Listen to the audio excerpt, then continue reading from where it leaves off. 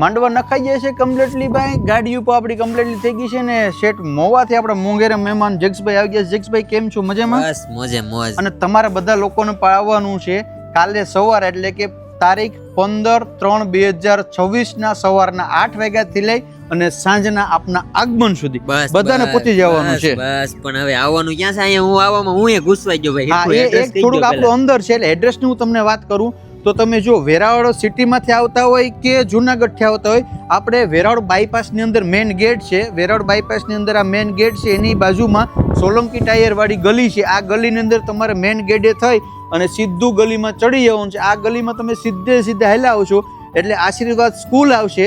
બરાબર, સ્કૂલ મેરેજથી ડાબી બાજુ વળી જવાનું છે અને સીધા ડાબી બાજુ થોડાક આગળ હાલશો ને ક્યાં આપણા અહીંયા માંડવા છે, તમારે ક્યાં આવી જવાનું છે. રેડી? પોગી જજો.